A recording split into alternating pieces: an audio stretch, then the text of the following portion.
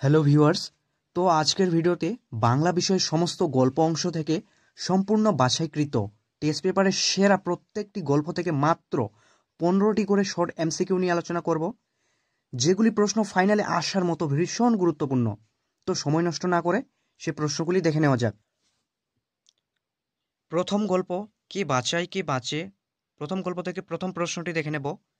কে বাঁচায় কে বাঁচে গল্পটি প্রকাশিত হয়েছিল উত্তর ভৈরব পত্রিকায়। দেশের সমস্ত দরদ পুঞ্জীভূত করে ঢাললেও এ আগুন নিভবে না। এখানে কোন আগুনের কথা বলা হয়েছে? উত্তর ক্ষুধার আগুন।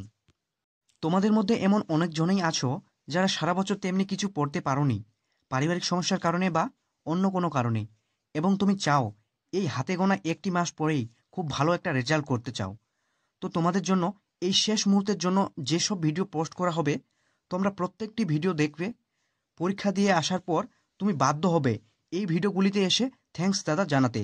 তো কাজেই বন্ধুরা, এই ভিডিওটিকে পুরো মনোযোগ সহকারে দেখো এবং চ্যানেলে নতুন হয়ে থাকলে এখনই সাবস্ক্রাইব করে দাও এবং পাশে থাকা বেল আইকনটি প্রেস করে দাও। 3 নম্বর দাগের প্রশ্নটি, ক্ষুধার জ্বালায় চেঁচিয়ে কাঁদে। উত্তর হয়ে যাবে ছেলে মেয়েগুলো, মৃত্যুঞ্জয়ের ছেলে মেয়েগুলো। একটা বাড়তি দায়িত্বের জন্য মৃত্যুঞ্জয় সমপদস্থ নিখিলের চেয়ে বেশি পায়। উত্তর 50 টাকা। ফুটপাতে মৃত্যুঞ্জয়ের হাঁটা বেশি প্রয়োজন হয় না, কারণ সে অফিসে যায় ট্রামে চড়ে। মৃত্যুঞ্জয়ের বাড়িতে থাকে। উত্তর 9 জন লোক। এরপরে 7 নম্বর প্রশ্নটি দেখে নেব। নিখিল রোগা, তীক্ষ্ণবুদ্ধি এবং একটু আলসে প্রকৃতির লোক। তো বন্ধুরা, তোমাদেরকে আবারও বলে রাখি, এই ভিডিওর প্রত্যেকটি এমসিকিউ ভীষণ গুরুত্বপূর্ণ।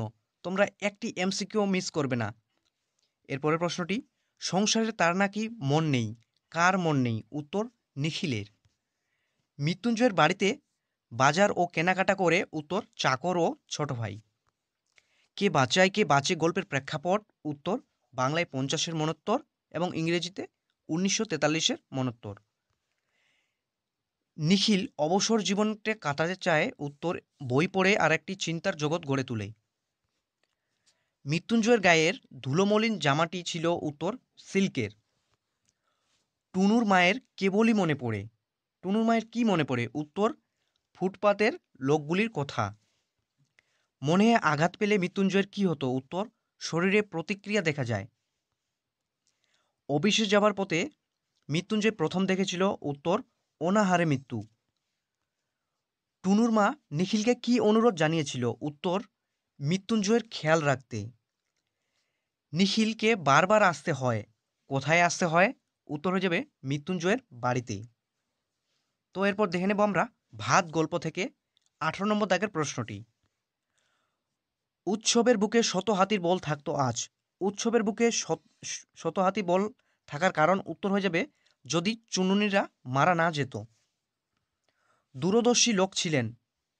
কার কথা বলা হয়েছে? উত্তর বুড়ো কর্তার। 20 নম্বর দাগের প্রশ্নটি, বড় বাড়িতে নিরামিষ ডাল তরকারির সঙ্গে কি খাওয়ায়? উত্তর ঝিঙ্গে শাল চালের ভাত। 21 নম্বর দাগের প্রশ্নটি, ভোরের ট্রেনে চেপে উৎসব যেতে চেয়েছিল। উত্তর কেনিংয়ে। রেধে বেঁধে শাশুড়িকে খাওয়ানোই তার কাজ। কার কাজ? উত্তর মেজ বউয়ের। বাধা থেকে চাল আসছে। বাধা শব্দের অর্থ জলাভূমি বা জলাশয়। ও উৎসব মনিবের ধান যায় তো তুই কাঁদিস কেন? বক্তাকে। উত্তর সাধনবাবু। দেবতার গতিক ভালো নয় কো। বক্তা হলেন চুন্নুনির মা। অন্য লক্ষ্মী কথাটা বলতেন উৎসবের ঠাকুমা। এর পরের প্রশ্ন, খুবই অদ্ভুত কথা। অদ্ভুত কথাটি হলো? উত্তর বড় পিসিমার বিয়ে হয়নি। ময়ূর ছাড়া কার্তিক আসবে নাকি? যার প্রসঙ্গে এই উক্তিটি সে হলো উৎসব, এবং এই উক্তিটি করেছিলেন বড় পিসিমা। বড় বাড়ির দেবত্র বাড়ি কয়টি? উত্তর 18টি। কালো বিড়ালের লোম আনতে গেছে। উত্তর ভজন চাকর। ময়ূর ছাড়া কার্তিক আসবে নাকি? বক্তা হলেন বড় পিসিমা, একটু আগে বললাম। বড় বাড়ির সেজ ছেলে থাকে। উত্তর বিলেতে। এর পরের প্রশ্ন, মেজ আর ছোট ছেলের জন্য 12 মাস যে চালের ভাত রান্না করা হয়। উত্তর পদ্মজালি। বাঁশিনীর মনিবের বাড়ি বুড়ো কর্তার বয়স হয়েছিল। উত্তর 82 বছর। বড় বাড়িতে কোনক পানি চালের ভাত খান। উত্তর বড় বাবু। বাঁশিনী লুকিয়ে উৎসবকে খেতে দিয়েছিল। উত্তর ছাতু। বড় বাড়িতে তান্ত্রিক এনেছিল, উত্তর ছোট বউয়ের বাবা। 37 নম্বর দাগের প্রশ্নটি দেখে নেব। এ বাড়ির ছেলেদের চাকরি করা হয়ে ওঠেনি, কারণ তারা 11টার আগে ঘুম থেকে ওঠে না, সকাল 11টার আগে ঘুম থেকে ওঠে না। এরপরে শেষ প্রশ্নটি, উৎসব কাঠ কেটেছিল, উত্তর 2.5 মুন।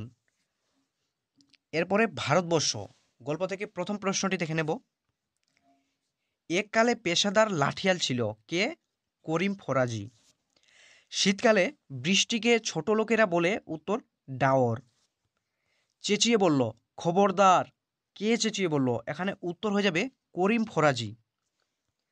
আমি সকর্ণে শুনেছি, এখানে আমি বলতে ফজলু শেখ। তো বন্ধুরা, প্রশ্নগুলি ভীষণ গুরুত্বপূর্ণ, এবং তোমাদের যদি এই প্রশ্নগুলি পড়া না থাকে তো তোমরা এক্ষুনি খাতায় নোট করে নাও এবং এখন থেকেই পড়া চালু করে দাও। আর মাত্র 1 মাস আছে, তোমরা যদি ভালোভাবে পড়ে যাও তো অবশ্যই তোমার পরীক্ষার রেজাল্ট ভালো হবেই। তো এর পরের প্রশ্নটি দেখে নেব আমরা। ফাঁপিতে এক ভিখিরি পটল তুলেছে, তার আবার থানা পুলিশ? বক্তা কে? উত্তর চৌকিদার। বৃষ্টির সঙ্গে বাতাস জড়ালো হলে তাকে কি বলে? উত্তর ফাঁপি বলে। বুড়ির কাছে পয়সা ছিল, উত্তর নেকড়ায় বাঁধা। এর পরের প্রশ্ন, ফজরের নামাজ হলো, উত্তর ভোরের নামাজ। জয় মা কালী কথাটি বলেছেন, উত্তর ভট্টাচার্য মশাই। এক সময় দাগি ডাকাত ছিল, কে? উত্তর নিবারণ বাগদি। চৌকিদার পরনে ছিল, উত্তর নীল উর্দি। এর পরের প্রশ্ন, মাঠ পেরিয়ে কয় মাইল দূরে নদী? উত্তর 2 মাইল দূরে। বুড়িকে হরিবোল বলতে শুনেছে, উত্তর নকরি নাপিত। তো আজকের ভিডিওয়ে শেষ এমসিকিউটি, রার বাংলায় শীতকালের বৃষ্টিকে ভদ্রলোকেরা ভাষায় বলা হয়, উত্তর পৌষে বাদলা। তো বন্ধুরা, এই ছিল আজকের সমস্ত গল্প থেকে ভীষণ গুরুত্বপূর্ণ শর্ট কোশ্চেন। এবং তোমরা যারা এভাবে সমস্ত কবিতা, নাটক, আন্তর্জাতিক কবিতা এবং ভাষা অংশ থেকে পরীক্ষায় আসার মতো প্রশ্নগুলি পেতে চাও তো অবশ্যই চ্যানেলটিকে সাবস্ক্রাইব করে পাশে থাকা বেল আইকনটি প্রেস করে রাখবে। আমি অতি শীঘ্রই সেই ভিডিওগুলিকে পোস্ট করে দেব। তো দেখা হচ্ছে নেক্সট ভিডিওয়।